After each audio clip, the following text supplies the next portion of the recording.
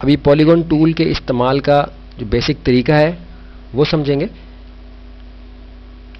Polygon tool पे हमने click किया, पॉलीगॉन टूल हमारा एक्टिव हो गया।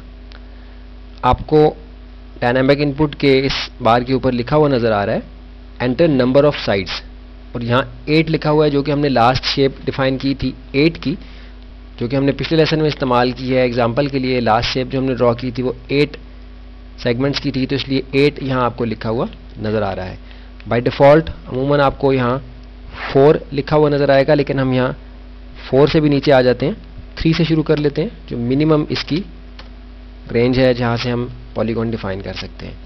अभी हमने साइड्स डिफाइन किए हैं कि हम पॉलीगॉन टूल के ज़रिए से जो शेप बनाना चाहते हैं उसकी साइड्स हम कितनी रखना चाहते हैं। तो हमने यहाँ 3 एंटर किया है, इसका मतलब है कि हमारे पास एक त्रिकोणी शक्ल यानी ट्रायंगल की तरह की शक्ल आएगी। 3 लिखने के बाद हमने एंटर का बटन अपने कीबोर्ड से प्रेस किया, तो इसको पता चल गया कि आपने डिसाइड कर लिया है कि 3 साइड्स का आपने पॉलीगॉन टूल के ज़रिए से शेप डिफाइन करना है।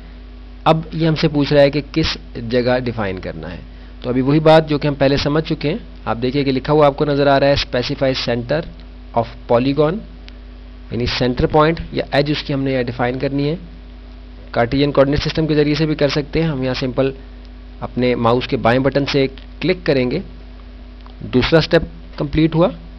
पहले में हमने साइड्स डिफाइन की, दूसरे में हमने लोकेशन बताई है जहाँ से हम अपना पॉलीगॉन डिफाइन करना चाहते हैं। अभी यहाँ हमारे पास 2 ऑप्शंस हैं, inscribed in circle, circumscribed about circle. इसके बारे में अभी कंफ्यूज नहीं होना, आगे चल के इंशाल्लाह देखना है हमने। Inscribed in circle option select हुई है, इसको हमने क्लिक कर दिया। अभी लोकेशन भी डिफाइन हो गई और इंस्क्राइब्ड जो टाइप है उसकी वो भी हमने डिफाइन कर ली है। अब आप देखिएगा आप अपने कर्सर को मूव करते हैं तो आपको एक त्रिकोणी शक्ल यहाँ डिफाइन होती हुई नज़र आ रही है। क्लिक कर दिया।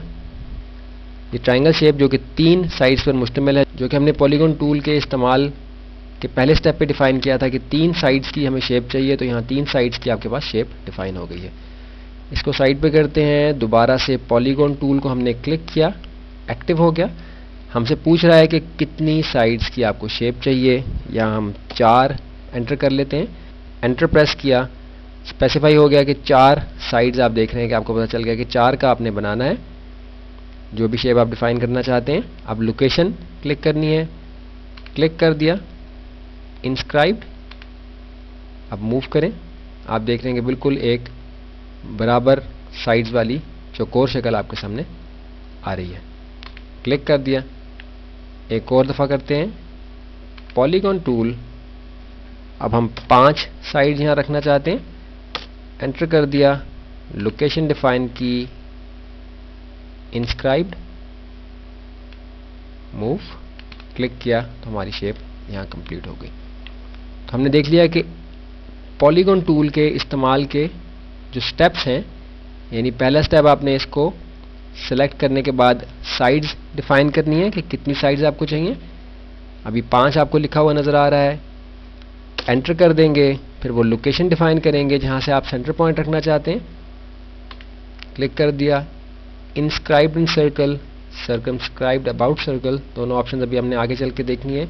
जो भी टाइप आप अपनी रिक्वायरमेंट के लिहाज से रखना चाहते हैं उसको क्लिक कर दिया और अब मूव किया तो आप देख रहे हैं कि हमारा पॉलीगॉन टूल के ज़रिए से उतनी साइड्स का ऑब्जेक्ट डिफाइन हो रहा है जैसा कि हम बनाना चाहते थे।